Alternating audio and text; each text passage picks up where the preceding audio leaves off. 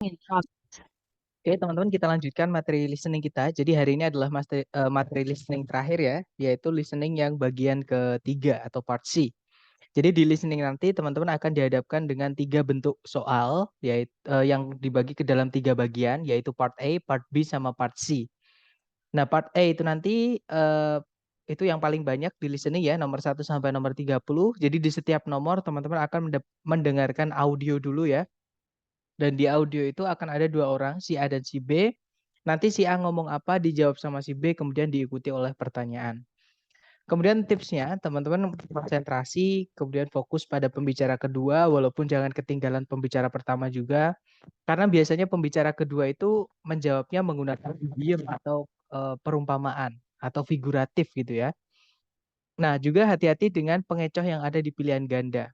Maksudnya pengecoh di sini adalah kadang satu kata atau 2 kata yang teman-teman dengar itu diucapkan oleh si B di audio, itu biasanya dimasukkan di salah satu pilihan A, B, C, D.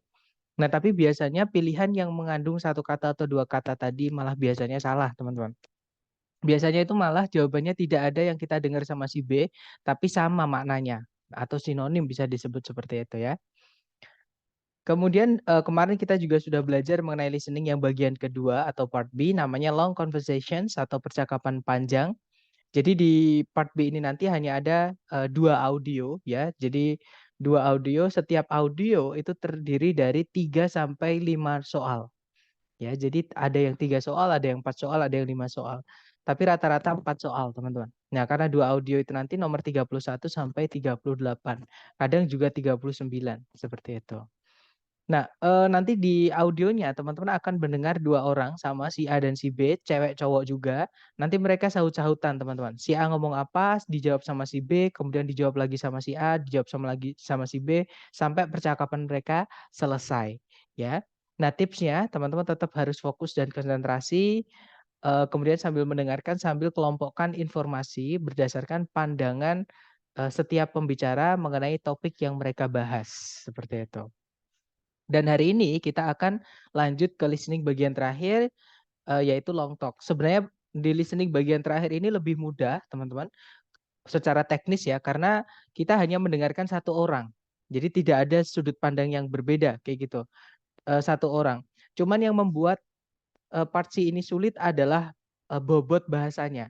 Jadi di monolog ini nanti teman-teman akan mendengarkan topik pembicaraan yang akademik. Jadi kayak kita mendengarkan Eee, pelajaran, tapi dalam bahasa Inggris seperti itu. Maksudnya pelajaran biologi, pelajaran psikologi, pelajaran, eee, misalnya animal behavior dan seterusnya itu nanti dalam bahasa Inggris, seperti itu. Oke, ya walaupun hanya 1,5 menit sampai, 2 menit setengah, tapi ya cukup, berat ya, karena musuhnya di vocab. Dan nanti tipsnya, teman-teman, tetap ya listen carefully, jadi harus tetap, eee, apa namanya, fokus, konsentrasi, itu jangan sampai terkecoh dengan suasana sekitar teman-teman ya. Kemudian nanti kalau teman-teman menemukan ada vocab yang teman-teman nggak tahu artinya itu tinggalkan aja. Yang penting teman-teman jangan sampai tertinggal sama alur pembicaraan. Gara-gara satu vocab misalkan kita ketabrak satu vocab yang kita nggak tahu artinya tiba-tiba kita mikirin itu aja. Nah, itu kesalahan yang sering muncul untuk part C ini. Nanti malah kita ketinggalan sisa ceritanya, teman-teman. Malah dari misalkan kita nggak tahu satu vocab itu, kita ngikutin ceritanya, kita bisa nebak nanti. Seperti itu.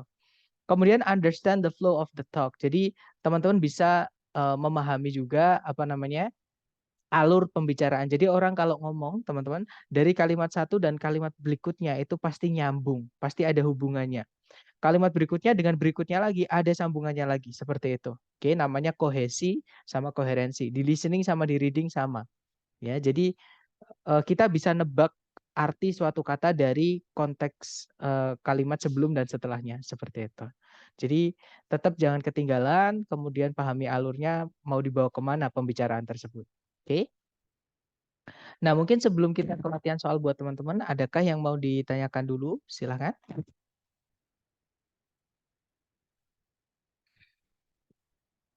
Nggak ada ya, teman-teman.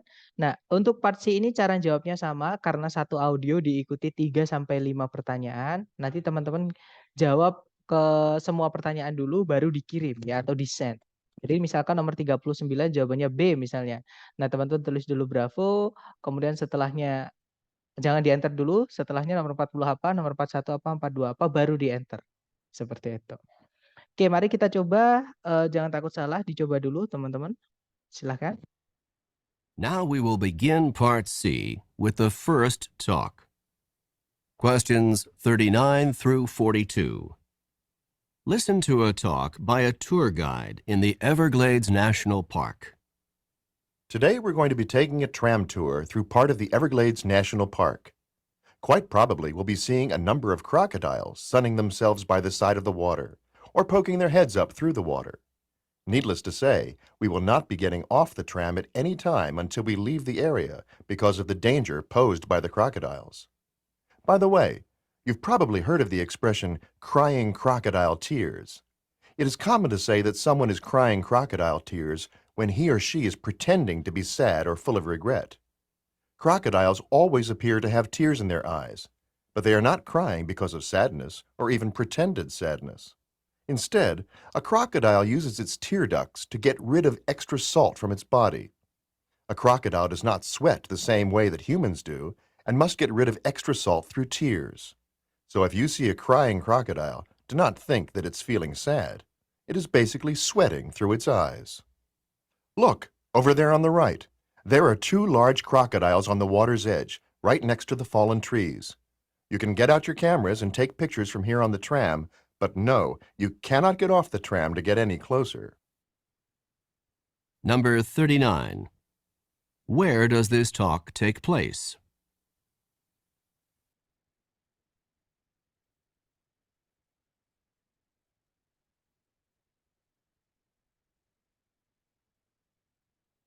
Number 40. What does the expression crying crocodile tears mean when it is used to describe humans?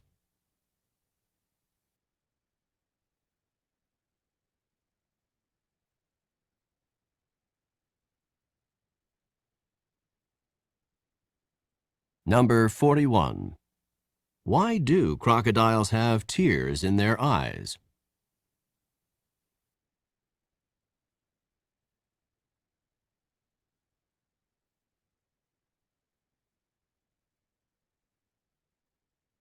Number 42. What does the tour guide recommend?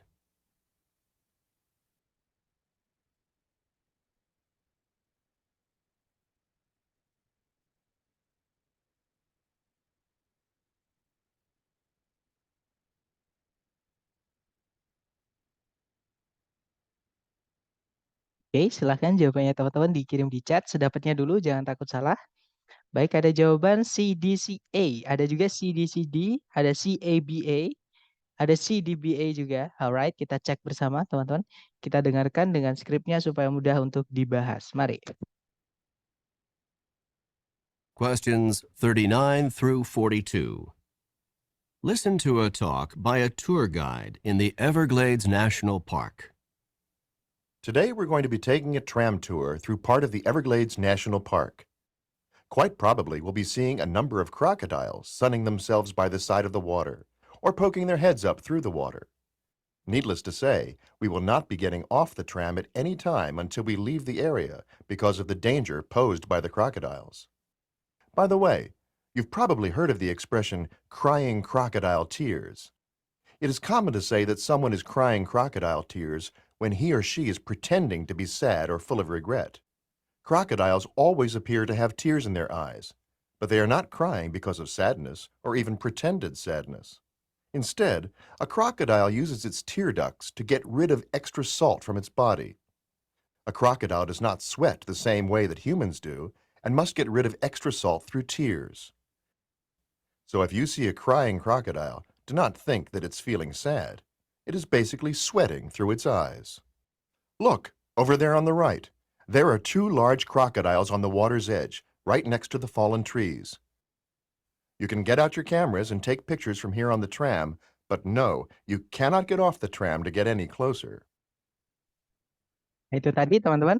Jadi itu adalah sebuah pembicaraan oleh seorang pemandu wisata di Taman Nasional Everglades. Nah, dia tadi bilang, hari ini kita akan mengadakan perjalanan menggunakan tram melalui bagian dari Taman Nasional Everglades. Sangat mungkin kita nanti akan melihat sejumlah buaya sedang berjemur di bawah matahari, di tepi air, atau menjulurkan kepala mereka dari dalam air. Tentunya kita tidak akan meninggalkan tram atau turun dari tram kapanpun sampai kita meninggalkan area tersebut. Karena bahaya yang bisa dilakukan oleh para buaya-buaya itu. Ngomong-ngomong, kalian mungkin pernah mendengar ungkapan menangis mengeluarkan air mata buaya. Sudah menjadi hal umum kita mengatakan kalau seseorang itu menangis mengeluarkan air mata buaya ketika dia pura-pura sedih atau pura-pura menyesal. Buaya memang selalu terlihat ada air mata di mata mereka, namun mereka itu sebenarnya tidak menangis karena sedih atau bahkan kesedihan yang dibuat-buat. Namun, seekor buaya menggunakan selaput air mata untuk menyingkirkan kadar garam yang berlebihan dari dalam tubuhnya. Maksudnya keringat, teman-teman ya. Seekor buaya tidak berkeringat. Nah, di sini sama halnya seperti manusia dan tetap harus menyingkirkan kandungan garam yang berlebihan melalui air matanya. Jadi, jika kalian melihat seekor buaya menangis, jangan mengira kalau buaya itu lagi sedih. Dia itu sebenarnya lagi berkeringat lewat matanya. Coba lihat di sebelah sana di kanan. Ada 2 buaya besar di tepi air, tepat di sebelahnya pohon-pohon yang tumbang itu. Kalian boleh mengeluarkan kamera kalian dan mengambil gambar dari sini di atas tram. Tapi kalian tidak boleh turun meninggalkan tram untuk mendekat. Nah, kita dengarkan number 39. Number 39. Where does this talk take place? Nah, di manakah percakapan ini terjadi? Nah, jelas-jelas di akhir tadi ada kata on this tram, di atas tram ini ya. Terus di awal tadi dia juga bilang, today we are going to have a tram tour gitu ya. Kita akan we're going to take a tram tour, pakai take kata dia salah. Jadi mereka itu melakukan kunjungan menggunakan tram. Nah, tram sendiri itu jenis kendaraan yang jendelanya terbuka, teman-teman. Jadi nggak ada jendelanya gitu. Itu memang ditujukan untuk pariwisata gitu ya. Nah, berarti nomor 39 berarti jawabannya adalah Charlie on a tram, di atas tram, ya. Kemudian number 40. Number 40. What does the expression crying crocodile tears mean when it is used to describe humans? Nah, apakah ungkapan menangis mengeluarkan air mata buaya ketika dipakai untuk manusia, mendeskripsikan manusia. Nah, tadi dijelaskan it is common to say that someone is crying crocodile tears when he or she is pretending to be sad or full of regret. Jadi sudah umum kita mengatakan kalau orang itu mengeluarkan air mata buaya ketika dia pura-pura sedih atau pura-pura menyesal ya. Kita cek, jadi jawabannya adalah yang delta ya. It means they are pretending to be sad. Maksudnya para manusia tadi yang dideskripsikan tadi itu pura-pura sedih. Seperti itu. Oke, number 41. Number 41. Why do crocodiles have tears in their eyes? Nah, kenapa si buaya itu memiliki air mata di mata mereka? Nah, tadi dijelaskan kalau mereka itu berkeringat dari mata-matanya ya, dari lewat air matanya seperti itu. Jadi jawabannya adalah yang Charlie, teman-teman. They are getting rid of salt. Mereka menyingkirkan kadar garam, maksudnya kadar garam yang berlebihan atau keringat seperti itu. Oke. Jadi 41 Charlie, kemudian nomor 42. Number 42. What does the tour guide recommend? Nah, what does the tour guide recommend? Apa yang pemandu wisatanya tadi rekomendasikan atau sarankan? Nah, ini maksudnya merujuk ke kalimat terakhir yang dia ucapkan tadi, teman-teman. Setelah dia ngasih tahu ada buaya di dekat pohon tumbang tadi ya. Terus dia bilang, you can get out your cameras and take picture from here on the tram. Jadi kalian boleh mengeluarkan kamera dan mengambil gambar dari sini di atas tram. Jadi nomor 42 jawabannya adalah yang alpha ya, taking photographs. Seperti itu, mengambil gambar atau foto. Oke, kita lanjut ke ronde kedua, teman-teman. Dicoba lagi ya, jangan takut salah. Silahkan. Questions 43 through 46. Listen to the following lecture by a university professor. Please take your seats now because I would like to begin today's lecture. Today, we will be discussing one of the more elegant and distinct forms of 19th century transportation, the clipper ship. Clipper ships of the 19th century were the graceful, multi-sailed, ocean-going vessels that were designed for maximum speed. They were given the name clipper ship in reference to the fact that they clipped along at such a fast rate of speed. Clipper ships were constructed with a large number of sails in order to maximize their speed. They often had 6 to 8 sails on each of the masts, and ships commonly had 3 and perhaps 4 masts. The speeds that they achieved were unbelievably fast for the era. Clipper ships could, for example, accomplish the amazing feat of traveling from New York to San Francisco in less than 100 days. Clipper ships first came into use in the United States in the 1840s.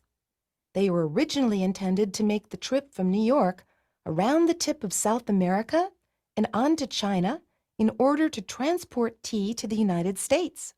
Once gold was discovered in California in 1848, clipper ships were immediately put into use to carry large numbers of gold prospectors and large amounts of mining supplies from the East Coast to California. With the success of the American clipper ships, the British began their own fleet of clipper ships to transport goods from the far reaches of the British Empire. That's all for today's class. Don't forget that there's a written assignment due on Friday. Number 43. In which course would this lecture most probably be given?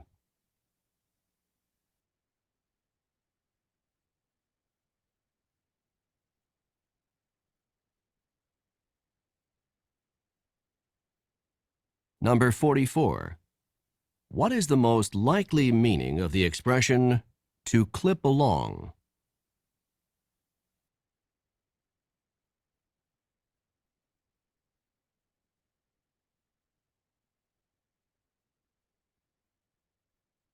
Number 45.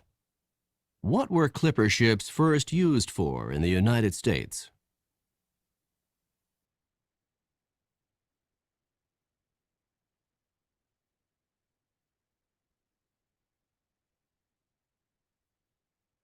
Number 46. What does the professor remind the students about?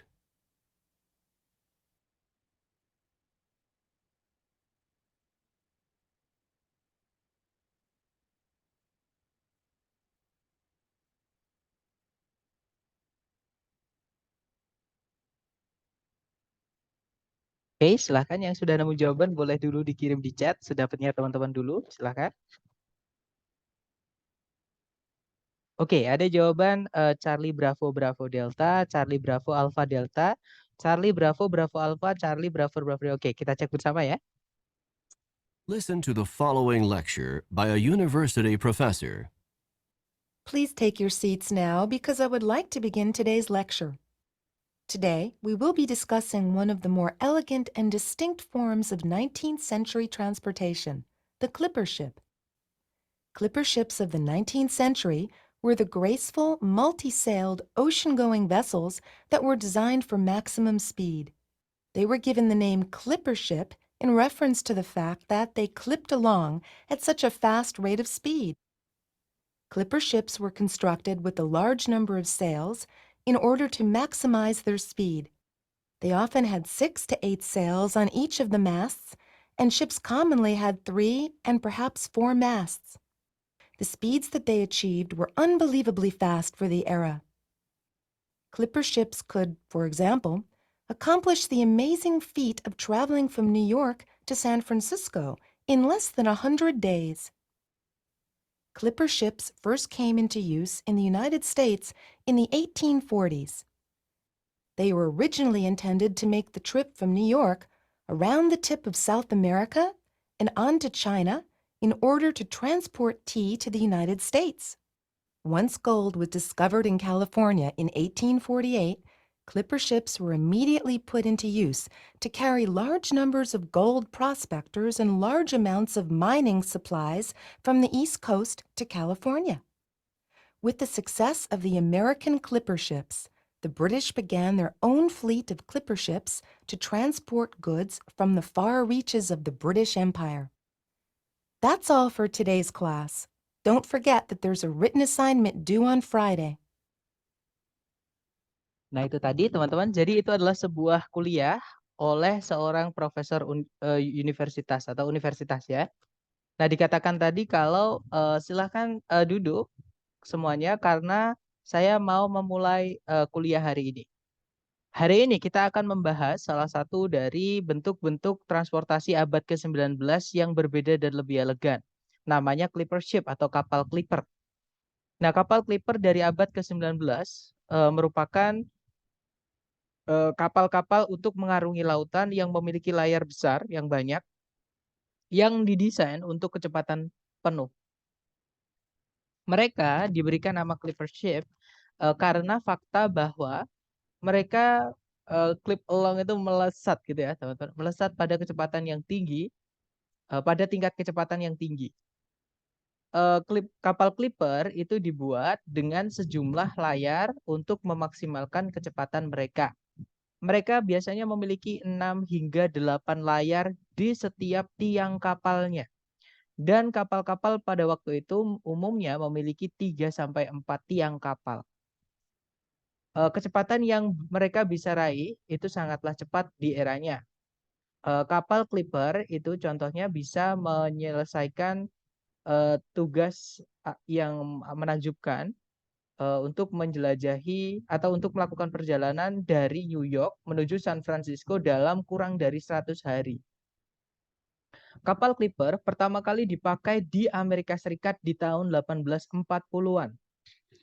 Mereka mulanya dimaksudkan untuk melakukan perjalanan dari New York mengelilingi ujung Amerika Selatan dan lanjut menuju Cina untuk membawa teh menuju Amerika Serikat. Ketika emas ditemukan di California di tahun 1848, clipper ship secara segera atau langsung gitu ya, langsung dialih fungsikan untuk mengangkut sejumlah besar penambang emas dan sejumlah besar persediaan tambang dari pantai timur menuju California.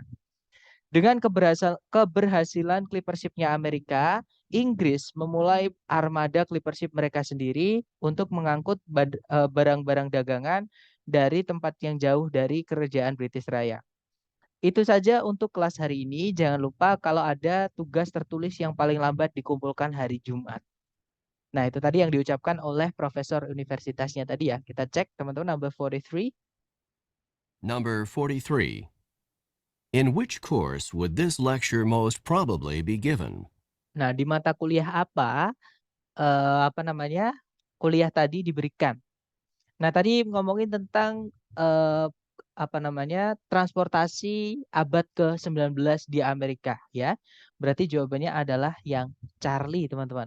Sejarah Amerika. Karena yang lain nggak ada hubungannya. Water sports itu olahraga air. Nah, itu tadi ngomongin kapal, bukan olahraga ya. Apalagi kapal besar untuk transport, bukan untuk olahraga. Alpha bukan, kalau yang Bravo Physics juga bukan, apalagi Delta psikologi kan ngomongin kapal masa punya psikis kan nggak punya. Jadi jawabannya Charlie teman-teman. Sejarah Amerika. Lanjut ke number 44. Number 44. What is the most likely meaning of the expression to clip along? Nah, apakah makna dari ungkapan to clip along yang paling mendekati di antara berikut ini ABCD. Nah, ini yang saya bilang tadi, kalau teman-teman ketinggalan dengan vocab yang teman-teman nggak tahu artinya, lanjut aja di kalimat, pokoknya lanjut aja ikuti itunya teman-teman, ceritanya. Jangan sampai kita terhenti karena satu vocab yang nggak tahu. Contohnya seperti ini, misalkan kita nggak tahu to clip along itu artinya apa. Kita misalkan aja seperti itu. Nah, to clip along tadi disebutkan ketika si pembicara atau profesornya tadi mengulang-ulang kata kecepatan gitu ya, kecepatan itu. Intinya cepat-cepat gitu. Nah, kalau kita lihat di pilihan ganda ABCD yang menyebutkan kata cepat itu cuma satu. Ya sudah pasti jawabannya itu, teman-teman. To move fast, untuk bergerak dengan cepat. Jadi jawaban nomor 44 adalah Bravo. Seperti itu. Tadi to clip along itu kalimatnya kurang lebih disebutkan seperti ini. They were given the name clipper ships in reference to the fact that they clip along at such fast fast rate of speed kayak gitu ya. Jadi ada kata speed terus setelahnya tadi ngomongin cepat seperti itu. Nah, di pilihan ganda yang menyebut kata cepat cuma satu yaitu bravo. Berarti jawabannya bravo. Okay, next number 45. Number 45. What were clipper ships first used for in the United States? Nah, apa kegunaan pertama kali dari clipper ship di Amerika Serikat? Nah, tadi ada dua kegunaan clipper ship yang disebutkan. Untuk yang pertama, they were originally intended to make the trip from New York, pokoknya lanjut ke mengelilingi South America, ujungnya South America, kemudian lanjut ke Cina untuk mengangkut teh menuju Amerika Serikat. Nah, itu kegunaan pertama. Jadi mengangkut teh dari Cina menuju Amerika Serikat. Kemudian kegunaan kedua, ketika emas ditemukan di California di tahun 1848, nah, dia secara cepat atau segera dialihfungsikan, membawa pencari emas atau penambang emas dan supply tambang tadi atau persediaan tambang tadi. Oke, nah ini yang ditanyakan adalah kegunaan pertama, berarti jawabannya yang alfa untuk membawa teh dari Cina seperti itu. Oke, next number 46. Number 46. What does the professor remind the students about? Nah, what does the professor remind the students about? Nah, ini pertanyaannya artinya adalah apakah yang diingatkan oleh profesornya kepada para mahasiswanya tadi. Nah, ini merujuk ke kalimat terakhir yang diucapkan sama profesornya tadi, teman-teman. Beliau tadi bilang, don't forget that there is a written assignment due on Friday. Jangan lupa ada tugas tertulis yang paling lambat dikumpulkan hari Jumat. Nah, berarti jawabannya adalah yang delta, some written homework. Homework sama assignment sama ya, tugas seperti itu. Oke, jadi jawabannya delta, some written homework, tugas tertulis seperti itu. Oke, lanjut. Nah, kita ke audio terakhir ya. Sama, dikerjakan dulu, jangan takut salah, teman-teman. Silahkan. Questions 47 through 50. Listen to the following talk by a drama coach to a group of actors. I know that some of you are feeling more than a little nervous about tonight's performance, and I want you to understand that this is quite a natural feeling. You are going to be on stage in front of a lot of people tonight, and it's normal to be experiencing some nerves. I would like to help you to understand these feelings and not let them interfere with your performance. What you are experiencing is called stage fright. Stage fright is the fear that develops before you give a performance in front of an audience. Stage fright is not experienced just by actors and actresses. It can also be experienced by musicians, athletes, teachers, anyone who performs in front of a group of people. It occurs before a performance when a performer is concerned about looking foolish in front of others.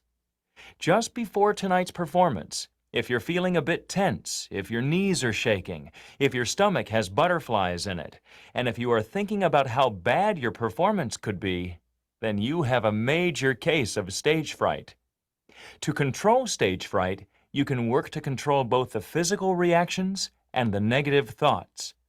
To combat the physical reactions, you can try techniques such as deep breathing, muscle relaxation, or even just laughing to relieve some of the pressure. To combat the negative thoughts, you should force yourself to focus on what you have to do, rather than on what other people are going to think. That's all I have to say for now. I'll see you back here at 6 o'clock, because the performance starts at 8 o'clock.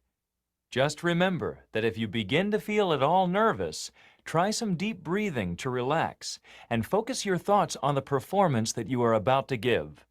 See you this evening. Number 47.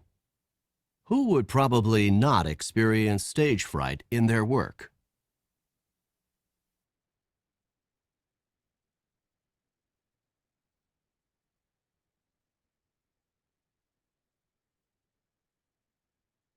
Number 48. What physical reaction might someone who is experiencing stage fright commonly have?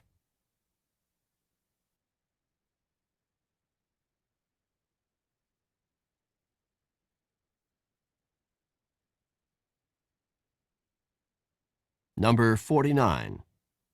How can someone combat the negative thoughts associated with stage fright?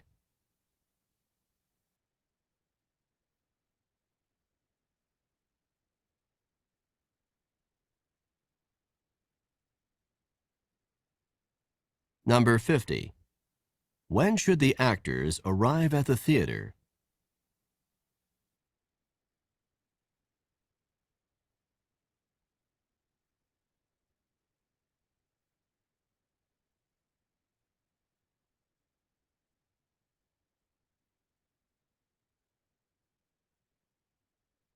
Oke, silahkan jawabnya teman-teman dikirim di chat dulu.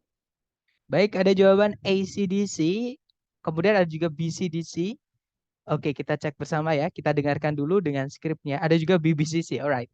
Kita dengarkan dengan skripnya supaya mudah untuk dibahas. Mari teman-teman. Questions 47 through 50. Listen to the following talk by a drama coach to a group of actors. I know that some of you are feeling more than a little nervous about tonight's performance, and I want you to understand that this is quite a natural feeling. You are going to be on stage in front of a lot of people tonight, and it's normal to be experiencing some nerves. I would like to help you to understand these feelings and not let them interfere with your performance. What you are experiencing is called stage fright. Stage fright is the fear that develops before you give a performance in front of an audience. Stage fright is not experienced just by actors and actresses. It can also be experienced by musicians, athletes, teachers, anyone who performs in front of a group of people. It occurs before a performance when a performer is concerned about looking foolish in front of others. Just before tonight's performance, if you're feeling a bit tense, if your knees are shaking, if your stomach has butterflies in it, and if you are thinking about how bad your performance could be, then you have a major case of stage fright. To control stage fright, you can work to control both the physical reactions and the negative thoughts. To combat the physical reactions, you can try techniques such as deep breathing, muscle relaxation, or even just laughing to relieve some of the pressure. To combat the negative thoughts, you should force yourself to focus on what you have to do, rather than on what other people are going to think. That's all I have to say for now. I'll see you back here at 6 o'clock, because the performance starts at 8 o'clock. Just remember that if you begin to feel at all nervous, try some deep breathing to relax, and focus your thoughts on the performance that you are about to give. See you this evening. Nah, itu tadi ya, teman-teman. Itu tadi adalah sebuah pembicaraan oleh seorang pelatih drama kepada sekelompok aktor-aktornya. Nah, dikatakan tadi saya tahu bahwa beberapa dari kalian sedang merasakan lebih dari sekedar gugup mengenai pertunjukan nanti malam. Dan saya ingin kalian memahami kalau yang kalian rasakan itu wajar. Kalian akan berada di panggung di depan banyak orang nanti malam dan lumrah atau wajar untuk mengalami beberapa ketegangan. Saya ingin membantu kalian memahami yang kalian rasakan dan tidak akan membiarkan yang kalian rasakan itu mengganggu pertunjukan kalian. Yang sedang kalian alami itu disebut dengan demam panggung. Demam panggung merupakan rasa takut yang muncul sebelum kalian memberikan sebuah pertunjukan di depan audiens. Demam panggung itu tidak hanya dialami oleh aktor dan aktris saja, dia juga bisa dialami oleh musisi, atlet, guru, siapapun yang tampil di depan banyak orang. Demam panggung itu terjadi sebelum pertunjukan, ketika seorang performer khawatir mengenai terlihat konyol di depan banyak orang. Tepat sebelum pertunjukan nanti malam, jika kalian sedikit tegang, jika lutut kalian gemeteran, dan jika perut kalian seperti ada kupu-kupunya, dan jika kalian berpikir mengenai seberapa buruk pertunjukan kalian nanti, disitulah kalian mengalami yang dinamakan demam panggung. Untuk mengendalikan demam panggung, kalian bisa berusaha untuk mengendalikan reaksi fisik dan pikiran-pikiran negatifnya. Untuk melawan reaksi fisik, kalian bisa berusaha atau mencoba beberapa teknik seperti menarik nafas yang dalam, meregangkan otot, atau bahkan hanya ketawa-ketawa saja untuk mengeluarkan atau meredakan beberapa tekanan. Untuk melawan pikiran negatifnya, kalian harus memaksa diri kalian untuk fokus pada apa yang kalian lakukan, bukan pada apa yang orang-orang nanti akan pikirkan. Itu saja yang saya harus katakan sekarang. Saya akan menemui kalian lagi di sini jam 6 karena pertunjukannya mulai jam 8. Ingat-ingat, jika kalian mulai merasakan ketegangan, cobalah untuk menarik nafas yang dalam untuk rileks dan fokuskan pikiran kalian pada pertunjukan yang akan kalian berikan. Sampai jumpa nanti malam. Nah, itu yang diucapkan sama pelatih dramanya tadi ya. Kita cek number 47.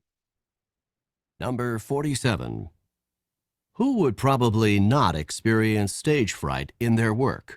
Nah, siapa yang kira-kira tidak mengalami demam panggung di dalam pekerjaan mereka? Nah, tadi si pembicara atau drama coach-nya tadi mengucapkan kalau apa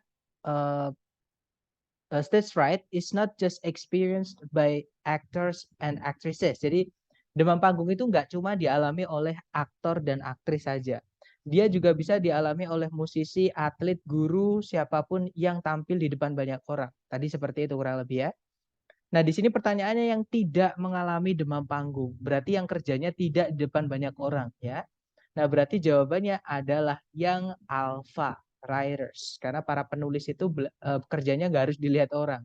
Ya, sedangkan yang bravo actors itu yang diajak ngomong sama pelatihnya tadi, yang Charlie atlet itu sebagai contoh tadi, yang Delta musisi juga sebagai contoh para pekerjaan yang bisa mengalami demam panggung karena dilihat banyak orang seperti itu. Oke, nomor 47 jawabannya alpha, nomor 48. Number 48. What physical reaction might someone who is experiencing stage fright commonly have? Nah, reaksi fisik apa yang mungkin seseorang dengan demam panggung miliki? Nah, tadi ada beberapa sih yang disebutkan ya, kayak sedikit tegang, kemudian lututnya gemeteran, terus ada kayak kupu-kupu di perutnya, kemudian ada juga memikirkan seberapa buruk pertunjukannya nanti, seperti itu ya. Kita cek ABCD yang disebutkan yang mana. Yang alfa, dia akan melihat kupu-kupu. Nah, bukan melihat kupu-kupu ya, teman-teman, tapi kayak ada kupu-kupu di perutnya. Maksudnya dia nggak nyaman, kayak apa ya, kayak nervous gitu ya. Alfa bukan, kalau yang Bravo, dia akan mematahkan satu kakinya. Itu juga bukan terlalu ekstrim ya, kecuali kalau dia adalah apa namanya, kepiting, itu dia bisa mematahkan salah satu kakinya, tapi Bravo bukan ya.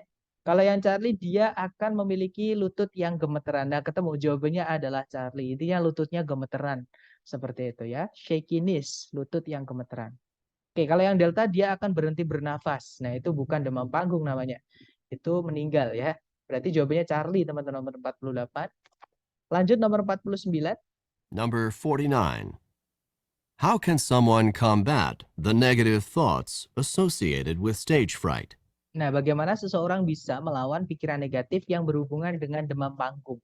Nah, tadi untuk melawan pikiran negatif itu cuma satu, yaitu you should focus yourself on what you have to do rather than what other people are going to think. Kurang lebih seperti itu. Nanti kalau diartikan, untuk melawan pikiran negatif, kalian harus memaksa diri kalian sendiri untuk berfokus pada apa yang perlu kalian lakukan, bukan pada apa yang orang-orang nanti akan pikirkan.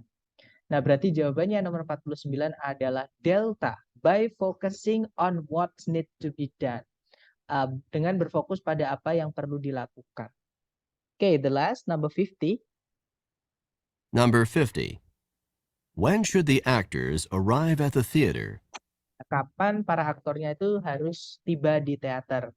Nah, tadi si coachnya atau pelatihnya tadi bilang, I'll see you back here at 6 o'clock. Saya akan menemui kalian lagi di sini jam 6.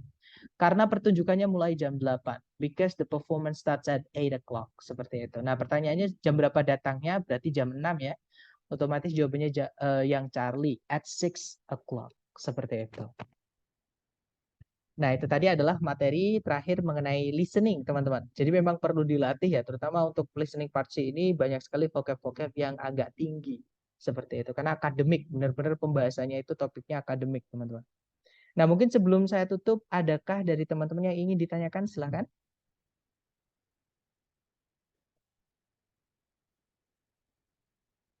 Kak mau tanya tapi agak OOT. Out of topic, oke, it's okay. Gimana, Miss? Teman-teman bisa unmute ya. Karena kalau menulis agak lama, atau mungkin ada yang mau bertanya dulu. Kalau penggunaan compared to sama compared with, anggap aja sama, teman-teman. Dibandingkan dengan, compared with itu juga dibandingkan dengan, kayak gitu. Jadi sama, compare boleh pakai to, boleh pakai with, it's okay. Kalau menurut saya ya, teman-teman. Atau kalau teman-teman mau lebih tepatnya, itu kan vocab. Vocab itu teman-teman konsultasinya ke kamus. Mari saya bukakan kamus dulu. Kita cari kata compare. Sebentar, ldoconline.com. Saya akan pindah layarnya ke kamus ya. Kalau teman-teman layarnya sudah di kamus, tolong saya dikasih tahu teman-teman.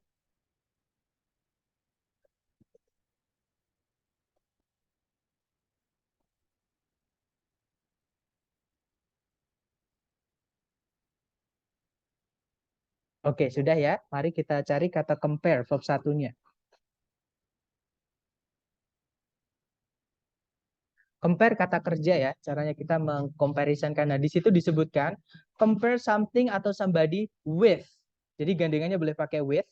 Artinya membandingkan sesuatu atau seseorang dengan sesuatu atau seseorang yang lain. Di bawahnya juga ada lagi compare something or somebody to something or somebody. Jadi boleh pakai to, boleh juga pakai with. They have no different definition. Seperti jadi definisinya sama aja. Kita bisa bilang the police compared the suspect's fingerprints with those found at the crime scene. Itu with-nya boleh kita ganti to, nggak apa-apa. Compared the suspect's fingerprints to those found at the crime scene. Seperti itu. Yang bawah juga sama. Davies' style of writing has been compared to Dickens atau compared with Dickens. Seperti itu. Jadi sebenarnya nggak ada perbedaan di situ karena mereka dimasukkan ke dalam satu arti, satu kategori, yaitu untuk menganggap dua atau lebih benda atau orang untuk menunjukkan seberapa mereka itu sama atau berbeda. Comparison, perbandingan seperti itu. Jadi nggak ada perbedaan seperti itu.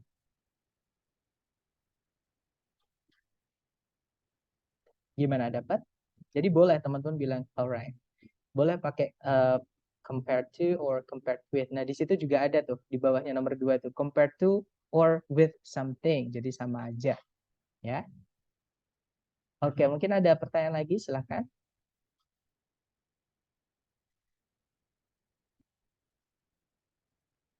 Nggak ada? Baik, kalau nggak ada saya tutup ya, teman-teman. Thank you for today. I'll see you again next time. Belas I say, Assalamualaikum warahmatullahi wabarakatuh. Good day, everyone.